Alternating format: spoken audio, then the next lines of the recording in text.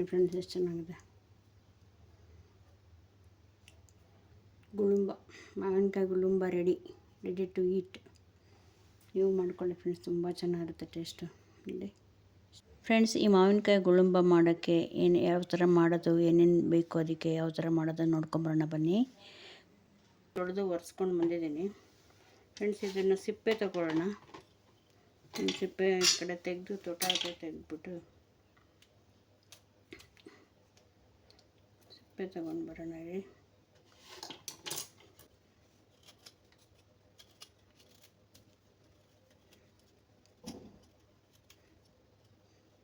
Sweet ಆಗಿರುತ್ತಲ್ಲ ಆ ಥರ ಅದು ತೊಗೊಂಡ್ರೆ ಇನ್ನೂ ಅದೊಂಥರ ಟೇಸ್ಟ್ ಇರುತ್ತೆ. ಇದು ಫುಲ್ ಕಾಯಿ ತೊಗೊಂಡ್ರೆ ಬೇರೆ ಟೇಸ್ಟ್ ಬರುತ್ತೆ. ಇದಕ್ಕೆ ಸ್ವಲ್ಪ ಸ್ವೀಟ್ ಎಕ್ಸ್ಟ್ರಾ ಹಾಕಬೇಕಾಗುತ್ತೆ, ಯಾಕಂದ್ರೆ ಹುಳಿ ಅಂಶ ಇರುತ್ತಲ್ಲ ಅದಕ್ಕೆ. ತೋತಾಪುರಿ ತೊಗೊಂಡ್ರೆ ಸ್ವಲ್ಪ ಹಣ್ಣಾಗೋ ಸ್ಟೇಜಲ್ಲಿ ಅಂದರೆ ಅದು ಒಂಥರ ಕಲರ್ ಇದು ವೈಟ್ ಆಗಿದೆಯಲ್ಲ, ವೈಟ್ ಇರೋದು ಒಂದು ಸ್ವಲ್ಪ ಎಲ್ಲ ಕಲರ್ ತಿರುಗಿರುತ್ತೆ. ಆ ಥರ ತೊಗೊಂಡ್ರೆ ಸ್ವಲ್ಪ ನಿಮಗೆ ಟೇಸ್ಟ್ ತುಂಬ ಚೆನ್ನಾಗಿ, ಕಡಿಮೆ ಬೆಲ್ಲ ಅದು ಸಾಕು. ಸ್ವಲ್ಪ ಸಪ್ಪೆ ಸ್ವೀಟ್ ತುಂಬ ಕಷ್ಟ ಇಲ್ಲ, ಚೆನ್ನಾಗಿರುತ್ತೆ ಟೇಸ್ಟು. ಮಾಡೋದು ಹೇಗೆ ಅಂತ ನೋಡ್ಕೊಂಬರೋಣ. ಗೊಜ್ಜು, ಮಾವಿನಕಾಯಿ ರಸಮು ಅದೆಲ್ಲ ಮಾಡ್ಬೋದು. ಮಾವಿನಕಾಯಿ ತೊಕ್ಕಂತೂ ತುಂಬ ಟೇಸ್ಟ್ ಆಗುತ್ತೆ. ಎಷ್ಟು ದಿನ ಇದು ಎಷ್ಟು ದಿನ ಬೇಕಾದ್ರೆ ಇಟ್ಕೊಂಡು ತಿನ್ಬೋದು. ಜಾಮ್ಗೆ, ಚಪಾತಿಗೆ, ದೋಸೆಗೆ, ಪೂರಿಗೆ ಮತ್ತು ಬ್ರೆಡ್ ಜಾಮ್ ಆ ಥರ ತುಂಬ ಟೇಸ್ಟಾಗಿರುತ್ತೆ ಫ್ರೆಂಡ್ಸ್. ಮಾಡ್ಕೊತೀನಿ ನೋಡಿರಿ. ಈ ಥರ ಸಿಪ್ಪೆ ತೊಗೋಬೇಕು. ಈ ಥರ ಸಿಪ್ಪೆ ತೊಗೊಂಡು ನೋಡಿ, ಎಲ್ಲ ಇಷ್ಟನ್ನು 4 ಸಿಪ್ಪೆ ತೊಗೊಂಡು ಬರ್ತೀನಿ ರೀ ಫ್ರೆಂಡ್ಸ್. ಮೇಲೆ ಸಿಪ್ಪೆ ತೊಗೊಂಡು ಬಂದಿದ್ದೀನಿ. ಈಗ ಇದನ್ನು ತುರ್ಕೊಳ್ಳೋಣ. ಉದ್ದ ನೋಡಿರಿ, ಈ ಥರ ಉದ್ದ ಬರಬೇಕು.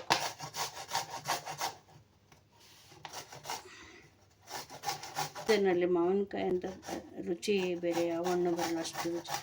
ಹಣ್ಣಿಗಿಂತ ಕಾಯಲ್ಲಿ ತುಂಬ ವೆರೈಟೀಸ್ ಮಾಡ್ಬೋದು. ಈ ಸೀಸನಲ್ಲಿ ಬಿಟ್ಟು ಮತ್ತೆ ಹಣ್ಣಾಗ್ಬಿಡುತ್ತೆ. ಹಣ್ಣು ತುಂಬ ದಿನ ಇಡೋಕ್ಕಾಗಲ್ಲ. ಹಣ್ಣಲ್ಲಿ ಮಾಡಿರೋ ಐಟಮ್ಸು ತುಂಬ ದಿನ ಇಟ್ಟು ತಿನ್ನೋಕ್ಕಾಗಲ್ಲ. ಇದನ್ನು ನಾವು ವರ್ಷಗಟ್ಟಲೆ ಇಟ್ಕೊಂಡು ತಿನ್ಬೋದು ಫ್ರೆಂಡ್ಸ್. ಉಪ್ಪಿನಕಾಯಿ ಮತ್ತು ಉಪ್ಪಿನಕಾಯಲ್ಲಿ ಸುಮಾರು ವೆರೈಟೀಸ್, ಬೇರೆ ಥರ ತೊಪ್ಪು ಥರ ಮಾಡ್ಬೋದು. ಮತ್ತು ಡ್ರೈ ಉಪ್ಪಿನಕಾಯಿ ಥರ ಒಣಗಿಸ್ಬಿಟ್ಟು ಖಾರ ಎಲ್ಲ ಹಾಕಿ ಒಣಗಿಸ್ಬಿಟ್ಟು ಮಾಡ್ಬೋದು. ಮತ್ತು ಉಪ್ಪಿನಕಾಯಿ ಕ್ಯಾಂಡಿ, ಸ್ವೀಟ್ ಕ್ಯಾಂಡಿ ಮಾಡ್ಬೋದು. ಇದರಲ್ಲೇ ಸ್ವೀಟ್ ಕ್ಯಾಂಡಿ, ಮಾವಿನಕಾಯಿ ಕ್ಯಾಂಡಿ ತುಂಬ ಟೇಸ್ಟಾಗಿರುತ್ತೆ. ಎಲ್ಲನೂ ಇಟ್ಕೊಂಡು ಎಷ್ಟು ವರ್ಷ, 1 ವರ್ಷ ನೆಕ್ಸ್ಟ್ ಸೀಸನ್ ಬರೋವರೆಗೂ ಇಟ್ಕೊಂಡು ತಿನ್ಬೋದು. ಇಲ್ಲ ಫ್ರೆಂಡ್ಸ್, ಎಷ್ಟು ಸಿಕ್ಕಿದೆ ಮಾವಿನ ತುರಿ ತುರ್ಕೊಂಡು ಬಂದಿದ್ದೀನಿ ನೋಡಿರಿ. ಇಷ್ಟು ಮಾವಿನಕಾಯಿ ತುರಿ ಹಾಕೋಣ.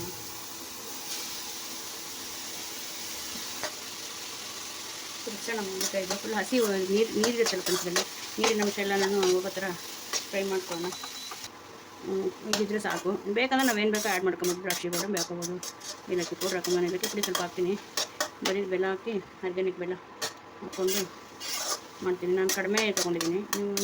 ನಿಮ್ಗೆ ಎಷ್ಟು ಬೇಕೋ ಮಾವಿನಕಾಯಿ ನಿಮ್ಗೆ ಎಷ್ಟು ಬೇಕನ್ಸುತ್ತೆ ನಿಮ್ಮ ಎಷ್ಟು ಏನಾದರೂ ನೋಡ್ಕೊಂಡು ಮಾಡ್ಕೊಳ್ಳಿ.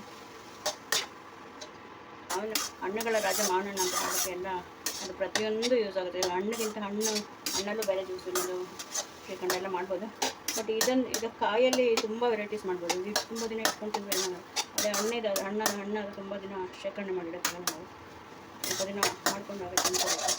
1 ವಾರ ಮಾಡ್ಕೊಳ್ಳೋದು ಅಷ್ಟೇ. ವಾರಕ್ಕೆ ಮೇಲೆ ಇಡೋಕ್ಕಾಗಲ್ಲ. ಹಾಗಾಗಿ ನಾವು ಕಾಯಿ ಈ ಸೀಸನಲ್ಲಿ ಏನೇನು ವೆರೈಟೀಸ್ ಬೇಕೋ ಮಾವಿನಕಾಯಿದೆಲ್ಲ ಏನೇನು ಬೇಕು ಅನ್ಸುತ್ತೆ ನಮ್ಮಲ್ಲಿ ಇಟ್ಕೊಳ್ಳೋ. ಉಪ್ಪಿನಕಾಯಿ, ತೊಪ್ಪು, ಆಮೇಲೆ ಸಾಂಬಾರಿಗೆ ಹಾಕ್ತಾರೆ ಸಣ್ಣ ಹಚ್ಚಿ, ಮಾಮೂಲಿ ಆಲೂಗಡ್ಡೆ ಹಚ್ಚಿದ್ದಾರೆ, ತರಕಾರಿ ಹಾಕ್ತಾರೆ ಸಾಂಬಾರಿಗೆ, ತರಕಾರಿ ಥರ. ಇದು ಗೊಜ್ಜು ಮಾಡ್ತಾರೆ, ತಂಬುಳಿ ಮಾಡ್ತಾರೆ, ಎಲ್ಲ ಮಾಡ್ಕೊಳ್ಳಿ ಫ್ರೆಂಡ್ಸ್ ಈ ಸೀಸನಲ್ಲಿ. ಮಾವಿನಕಾಯಿ ಸೀಸನ್ ಈ ಸೀಸನ್ ಬಿಟ್ಟರೆ ಆಗೋಲ್ಲ, ಬೇರೆ ಸೀಸನ್ ಈಗ ನೆಕ್ಸ್ಟ್ ಬರೋ ವರ್ಷದವರೆಗೂ ಮಾವಿನಕಾಯಿ ಸೀಸನ್.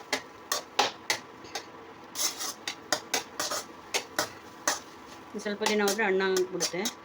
ಇದು ರೈಟ್ ಸೀಸನ್ ಇದೆ. ಎಲ್ಲ ನಾವು ಕಾಯಲ್ಲಿ ಮಾಡೋಂಥ ವೆರೈಟೀಸ್ ಎಲ್ಲ ಇಲ್ಲೇ ಮಾಡ್ಕೋಬೇಕು. ಇಲ್ಲೇ ಮಾಡಿಕೊಂಡು ಶೇಖರಣೆ ಮಾಡಿ ಇಟ್ಕೊಳ್ಳಿ. ಇದು ಬಿಟ್ಟರೆ ಬೇರೆ ಸೀಸನಲ್ಲಿ ಹಣ್ಣಾದ್ಮೇಲೆ ಹಣ್ಣಲ್ಲಿ ಮಾಡ್ಕೊಳ್ಬೋದು. ಇವಾಗ ಸೀಸನ್ ಸ್ವಲ್ಪ ದಿನ ಲೇಟ್ ಆಯಿತು ಅಂದರೆ ಹಣ್ಣಾಗುತ್ತೆ. ಆಲ್ರೆಡಿ ಹಣ್ಣು ಆಗಿದೆ ಸುಮಾರು. ಕಾಯಿ ಅಂತ ತೊಗೊಂಡು ಮಾಡ್ಕೊಳ್ಳಿ. ಕಾಯಿ ಇದೆ, ಹಣ್ಣು ಇದೆ. ಕೆಲವೊಂದು ಮರದಲ್ಲಿ ಬೇಗ ಹಣ್ಣಾಗುತ್ತೆ. ಈಗ ಆಲ್ರೆಡಿ ಮಾರ್ತಾಯಿದ್ದಾರೆ, ಎಲ್ಲ ಕಡೆ ಸಿಗುತ್ತೆ ಹಣ್ಣು ಅಂದರೆ ಇನ್ನೂ ಸ್ವಲ್ಪ ದಿನ ಹೋಗುತ್ತೆ. ಎಲ್ಲ ಮರದಲ್ಲೂ ಹಣ್ಣಾಗೋಕ್ಕೆ ಸ್ವಲ್ಪ ದಿನಕ್ಕೆಲ್ಲ ಆಗಿರುತ್ತೆ. ಆವಾಗ ಇದು ಮೊದಲೇ ಬಿಡೋಂಥ ಹಣ್ಣು. ಇವಾಗ ಮಾಡ್ತಿರೋಂಥದ್ದು ಸಿಗ್ತಾರೆ ಹಣ್ಣು. ಇನ್ಮೇಲೆ ಬಿಡೋಂಥ ತುಂಬ ಈಗ ಸಿಗೋಂಥದ್ದು ಅಷ್ಟು ರುಚಿ ಇರೋಲ್ಲ. ಈಗಿರೋ ಹಣ್ಣು ಸ್ವಲ್ಪ ದಿನ ಆದಮೇಲೆ ಸೀಸನ್ನಾಗಿ ಬರೋಂಥ ಹಣ್ಣಾಗ ತುಂಬ ಟೇಸ್ಟಾಗಿರುತ್ತೆ. ಮೆಣಸೆದೆಲ್ಲ ಬರೋದಿಲ್ಲ ಅಷ್ಟೇ ನೋಡಿ ಫ್ರೆಂಡ್ಸ್. ಇದಕ್ಕೆ ತುಪ್ಪ ಹಾಕೋಬೇಕು. ತುಪ್ಪ ಒಂದು 2 ಸ್ಪೂನ್ ಹಾಕೋತೀನಿ. ತುಪ್ಪ ಹಾಕೊಂಡು ಹಾಕಿದೆ ನೋಡಿರಿ. ಇದು ನೀರಿನಂಶ ಎಲ್ಲ ಹೋಗಿದೆ ನೋಡಿರಿ. ನೀರಿನಂಶ ಎಲ್ಲ ಹೋಗಿದೆ, ಸ್ವಲ್ಪ ಕಡಿಮೆ ಆಗಿದೆ, ಹಿಂಗಿದೆ. ತುಪ್ಪ ಹಾಕೊಂಡು ಫ್ರೈ ಮಾಡ್ಕೊಳ್ಳೋಣ. ತುಪ್ಪ ಒಂದು 2 ಸ್ಪೂನ್ ಹಾಕಿದ್ದೀನಿ. ಈಗ ಬೇಕಾದ್ರೆ ಇನ್ನೂ ಸ್ವಲ್ಪ ಹಾಕೋಬಿಡೋಣ. ಅದೇ ಇರಬೇಕು, ಬೇರೆ ಏನು ಇರಬಾರ್ದು. ಎಲ್ಲಕ್ಕೆ ಪೌಡರ್ ಸ್ವಲ್ಪ ಹಾಕೋತೀನಿ ಅಷ್ಟೇ. ಸ್ವಲ್ಪ ಜಾಸ್ತಿ ಮಾಡ್ತಾರೆ ತುಪ್ಪದಲ್ಲಿ ಇದು ಮಾಡ್ಕೊಂಡು ಬೆಲ್ಲದಲ್ಲಿ ಮಾಡಬೇಕು. ಸಕ್ಕರೆಯಲ್ಲಿ ಮಾಡ್ತಾರೆ, ಸಕ್ಕರೆ ನಾನು ಹಾಕಲ್ಲ.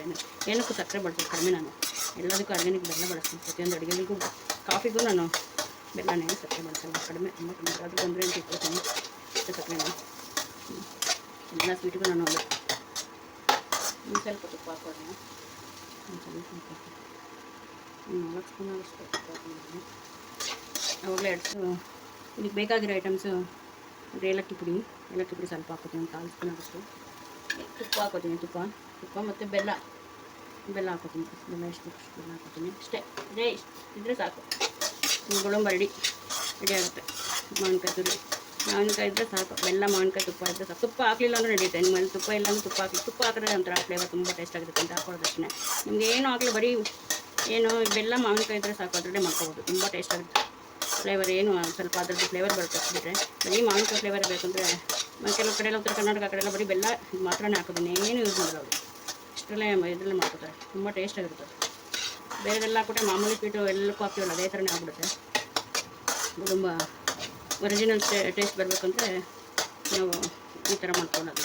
3 ಐಟಮ್ ಇದ್ದರೆ ಸಾಕು. ತುಂಬ ಟೇಸ್ಟಾಗಿರೋ ಕುಟುಂಬ ರೆಡಿ ಆಗುತ್ತೆ. ತುಪ್ಪ ಹಾಕಲಿಲ್ಲ ಅಂದರೂ ಇಲ್ಲದೇ ಇರೋ ಬೇಕಾಗಿಲ್ಲ. ತುಪ್ಪನೂ ಸ್ಕಿಪ್ ಮಾಡ್ಕೋಬೋದು. ಇದನ್ನೇ ಫುಲ್ಲು ನೀರಿನಂಶ ಫಸ್ಟ್ ಫ್ರೈ ಮಾಡೋದಲ್ಲ, ನೀರಿನಂಶ ಎಲ್ಲ ಒಂದಲೇ ಬೆಲ್ಲ ಹಾಕಿ ಚೆನ್ನಾಗಿ ಪಾಕ ಥರ ಬರುತ್ತೆ. ಅದು ಆ ಥರ ಇದಾಗೋದು ಮಾಡ್ಕೊಂಡು ತೊಗೊಂಡಿದ್ದೀನಿ. ಹುಳಿ ಬೆಲ್ಲನೇ ತಗೊಂಡಿದ್ದೀನಿ. ಇಷ್ಟು ಹಾಕಿ ಇಷ್ಟು. ಯಾಕಂದರೆ ಹುಳಿ ಇದೆ ಮಾವಿನಕಾಯಿದು. ಹುಳಿ ಇಲ್ಲ ಅಂದರೆ ಇನ್ನೂ ಕಡಿಮೆ ಹಾಕಿದ್ರೆ ಸಾಕು. ಹುಳಿ ಇರೋದ್ರಿಂದ ಸ್ವಲ್ಪ ಬೆಲ್ಲ ನೀರು ಎಲ್ಲ ಬೆಲ್ಲ ಕರಗಿ ಅದು ಪಾಕ ಥರ ಬಿಡುತ್ತೆ. ಅದು ಅಲ್ಲಿ ಮಾಡ್ತಾ ಪ್ರತಿಯೊಂದು ಸ್ವೀಟ್ಗೂ ಒಂಚೂರು ಉಪ್ಪು ಹಾಕಲೇಬೇಕು ಫ್ರೆಂಡ್ಸ್. ಪ್ರತಿಯೊಂದು ಅದು ಸ್ವೀಟು ತುಂಬ ಅದೇ ಒಂಥರ ಟೇಸ್ಟ್ ಚೆನ್ನಾಗಿರುತ್ತೆ. ಹುಳಿ ಒಂಚೂರು ಎಲ್ಲೋ ಒಂಚೂರು ಉಪ್ಪುಂಗಿರುತ್ತೆ. ಮಾಡ್ಕೊಂಡು ಸ್ಕಿಪ್ ಮಾಡಿ ನೋಡಿದ್ರೆ ಮಿಸ್ ಆಗುತ್ತೆ, ಅರ್ಥ ಆಗಲ್ಲ. ನನ್ನ ವಿಡಿಯೋ ನೋಡ್ತಾ ಇರಿ, ನೋಡಿ ಸಬ್ಸ್ಕ್ರೈಬ್ ಮಾಡಿ, ಸಪೋರ್ಟ್ ಮಾಡಿ ಫ್ರೆಂಡ್ಸ್. ನನಗೆ ಸಬ್ಸ್ಕ್ರೈಬ್ ಮಾಡಿ, ಲೈಕ್ ಮಾಡಿ, ಕಮೆಂಟಲ್ಲಿ ಹೇಳಿ ಫ್ರೆಂಡ್ಸ್. ಕಮೆಂಟ್ ಮಾಡಿದ್ರೆ ನನಗೆ ನೆಕ್ಸ್ಟ್ ಏನು ಚೇಂಜ್ ಮಾಡ್ಕೊಂಡು ಗೊತ್ತಾಗುತ್ತೆ. ನಾನು ಏನಾದರೂ ಮಿಸ್ಟೇಕ್ ಮಾಡ್ತಿದ್ರೆ ಹೇಳಿ, ಬರೋಲ್ಲ.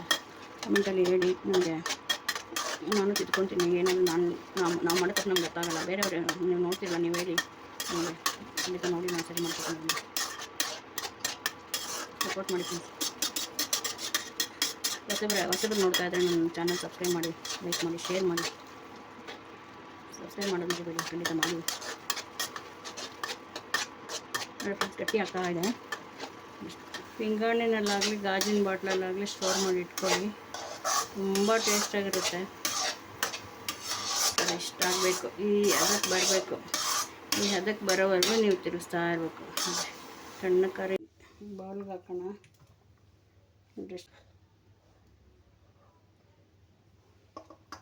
ನೋಡಿ ಫ್ರೆಂಡ್ಸ್ ಎಷ್ಟು ಚೆನ್ನಾಗಿದೆ. ಮಾವಿನಕಾಯಿ ಗುಳುಂಬ ರೆಡಿ ಟು ಈಟ್. ನೀವು ಮಾಡ್ಕೊಳ್ಳಿ ಫ್ರೆಂಡ್ಸ್, ತುಂಬ ಚೆನ್ನಾಗಿರುತ್ತೆ ಟೇಸ್ಟು. ಇಲ್ಲಿ ಫ್ರೆಂಡ್ಸ್, ಎಷ್ಟೊತ್ತು ನೀವು ನಮ್ಮ ವಿಡಿಯೋ ನೋಡಿ ಸಪೋರ್ಟ್ ಮಾಡೋದಕ್ಕೆ ತುಂಬ ಥ್ಯಾಂಕ್ಸ್. ತುಂಬ ಧನ್ಯವಾದಗಳು. ನಾನು ಯಾರ್ಯಾರು ವಿಡಿಯೋ ನೋಡಿದರೆ ಎಲ್ರಿಗೂ ಹೀಗೆ ಸಪೋರ್ಟ್ ಮಾಡ್ತಾಯಿರಿ. ಏನೇ ಮಿಸ್ಟೇಕ್ ಇದ್ದರೂ ಕಮೆಂಟ್ ಮಾಡಿ, ಕಮೆಂಟಲ್ಲಿ ಹೇಳಿ, ನಾನು ಸರಿ ಮಾಡ್ಕೊಳ್ಳೋಕೆ ಒಂದು ಅವಕಾಶ ಸಿಗುತ್ತೆ. ಓಕೆ ಫ್ರೆಂಡ್ಸ್, ಬಾಯ್.